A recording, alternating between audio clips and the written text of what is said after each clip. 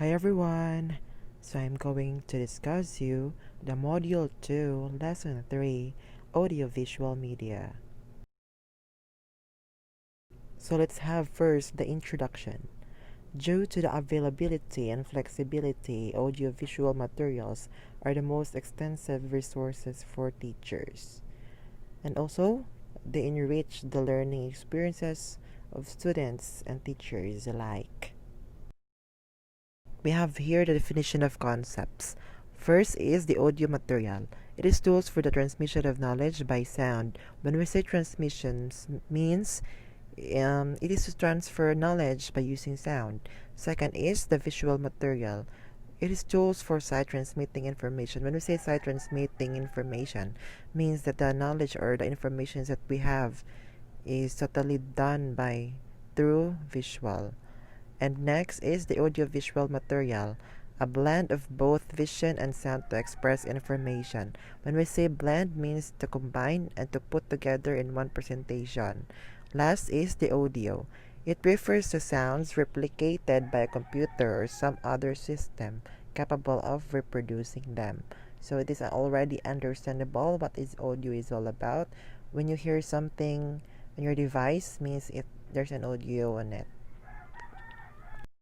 Last is video, an electronic medium for capturing and transmitting copies of moving visual images. So when we surf through the internet, we saw a lot of video, and I don't need to expand this more because it is already understandable what video is all about. We also have here the functions of audiovisual materials. First is the teaching science of music, literature, and recording practices. Uses of language and other material areas for teaching, to foster oral communication, to inspire interpretation, and illustrations and broadcasting to make use of. So obviously, when we say functions, it means that how audiovisual materials works. Types of audiovisual materials. In terms of audio, we have here recordings and radio broadcast.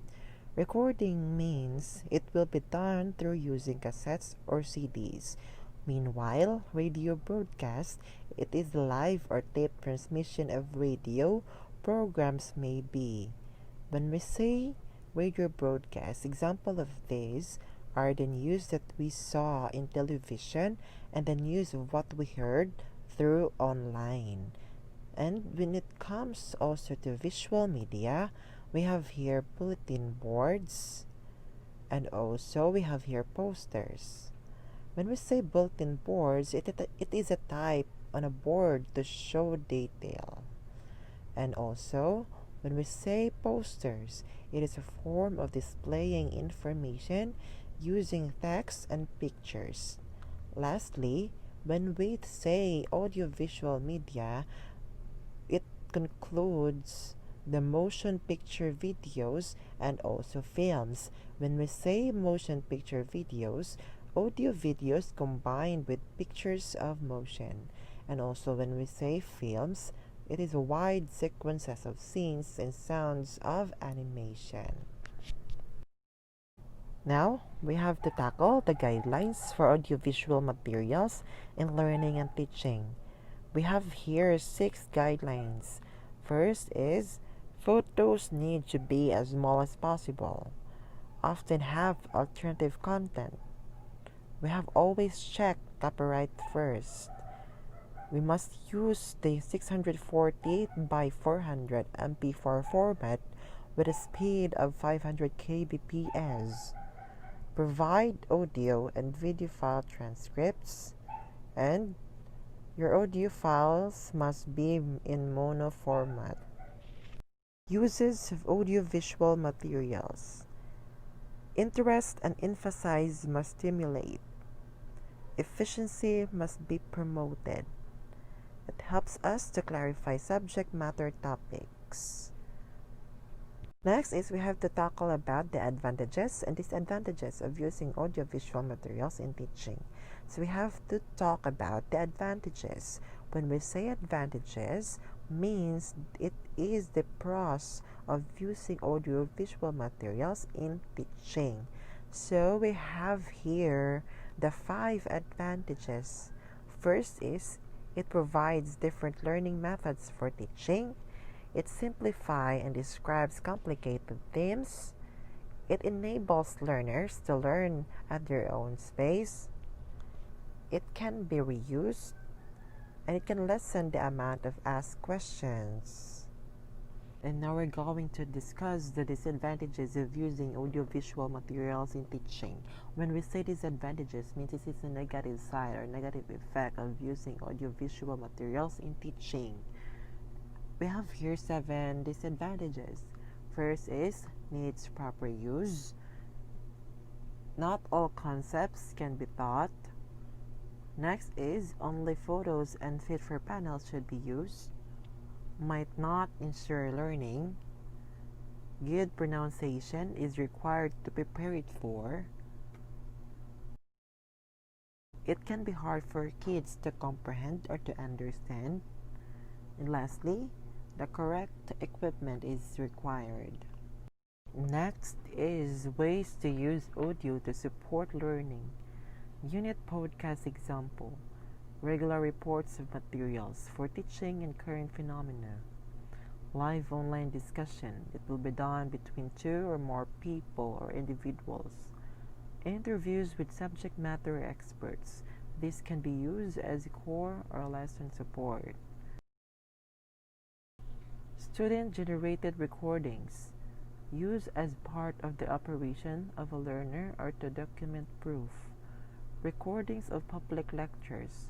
This can be reused and used for various contexts and topics. To demonstrate experiment examples. Sodium solution plus the periodic table. To extremely abstract concepts. What's inside a flame? Next is 3D structures to be illustrated. To demonstrate time passage example. Slinky Slow-Mo Awesome HD or high definition. To demonstrate decision-making process. Example, conflicts in the workplace.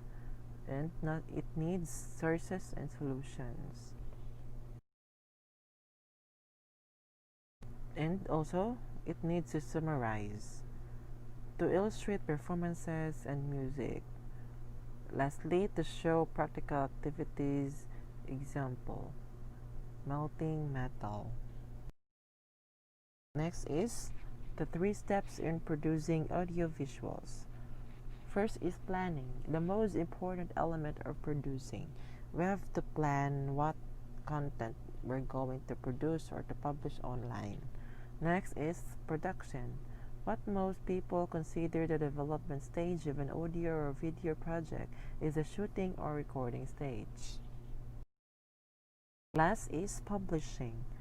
The publishing stage for educational purposes is the final part of creating audio or video and is also referred to as post-production. Editing needs. Next is programs to create, edit, and publish videos. To create, it needs Audacity. Audacity means recording and organizing videos. Next is GarageBand, to record sounds and edit them. Windows Media, audio recording and editing. To edit, it needs Windows Movie Maker. It is used free of charge for editing.